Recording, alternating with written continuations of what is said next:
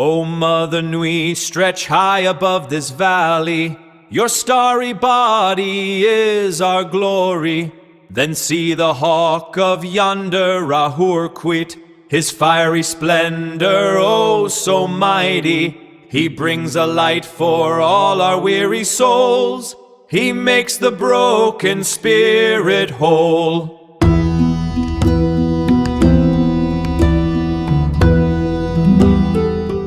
When you picture self-improvement or, like, personal growth, you probably imagine a really comfortable therapist's couch. Right. Oh, yeah. Or maybe a quiet meditation app, doing some deep breathing. Exactly. It's safe. I mean, it's gentle.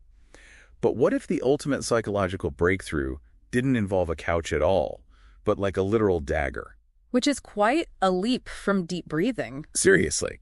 Today we're taking a deep dive into a really fascinating technical analysis of Aleister Crowley's 1913 Mass of the Phoenix, also officially known as Liber XL Fisher.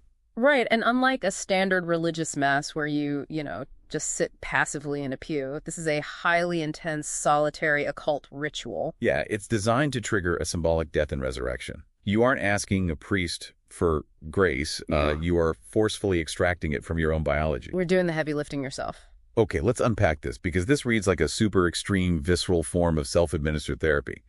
Why on earth did someone need to perform basically open surgery on their own psyche? Well, I mean, if you're going to bypass the therapist entirely and act as your own high priest, you need the right tools. Specifically, the medication for this therapy. Which is probably not your standard pharmacy prescription. Definitely not. It's a bizarre Eucharist called the Cakes of Light, and the recipe calls for meal, honey, abramelin oil. Wait, what exactly is abramelin oil? It's this complex blend of cinnamon, myrrh, and galangal.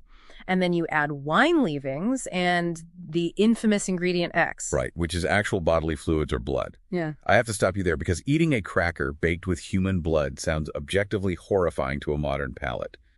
What is the actual purpose of consuming that? What's fascinating here is the underlying chemistry masking as mysticism. Look at the wine leavings, or the lees. They contain live yeast and tartaric acid, so they act as a natural leavening agent. It causes the cakes to rise slightly. Oh, providing a physical mechanism that basically mirrors the spiritual elevation of the practitioner. You hit the nail on the head. And the blood is essentially the ultimate alchemical battery. In numerology, the Mass of the Phoenix is chapter 44 in Crowley's Book of Lies. And isn't there a connection with Hebrew gematria there? Yes, exactly. The number 44 literally translates to the word DM, which means blood. Wow. Okay, so if the blood and yeast are the alchemical battery, the ritual itself is how you flip the switch, right? Right. You don't just quietly eat this cake on your meditation cushion. No. Every day at sunset, you face west, strip your chest bare, and ring a bell 11 times in a highly specific rhythm, like 3 strikes, 5 strikes, then 3. Followed by reciting Abradabra. Which is Crowley's word of the eon, basically his term for a new era defined by radical individualism. But why 11 strikes? Well, why that specific 3-5-3 rhythm, right? Yeah. It isn't just spooky numerology, it's an auditory mechanism. How so?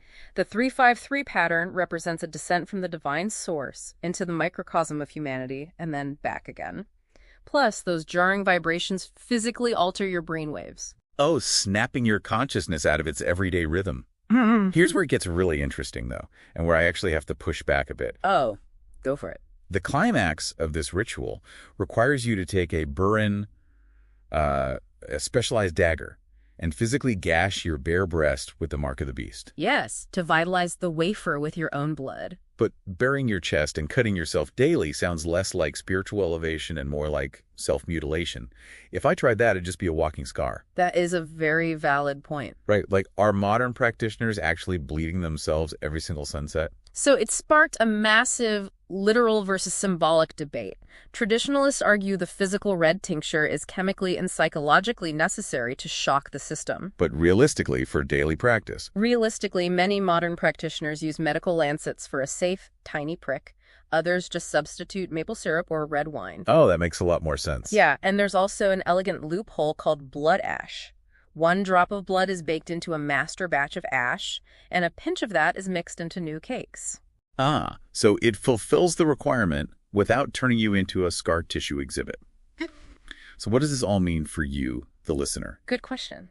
When you step back from the daggers and the bells, the core of this is actually deeply relatable. Exactly. During the Mass, there's a prayer where you explicitly beg to be saved from evil and from good.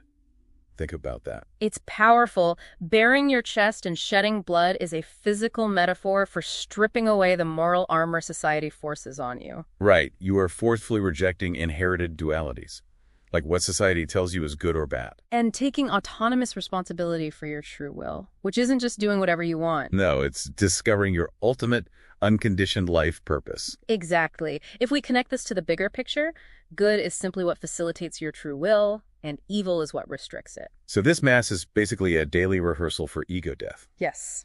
The physical shock of the bell, the sting of the gash consuming the blood, it forcefully breaks down your psychological resistance. It unites the physical body and the mind to forge you into a literal phoenix, constantly burning away your old, socially conditioned self. So you can rise from your own ashes. It really brings us back to that idea of avoiding the comfortable therapy couch.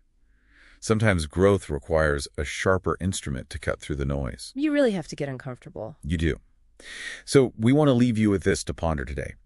If you had to design your own 5-minute daily physical ritual to entirely strip away your ego and societal conditioning. And absolutely no couches allowed. Right, no couches allowed. Yeah. What would your personal Mass of the Phoenix look like?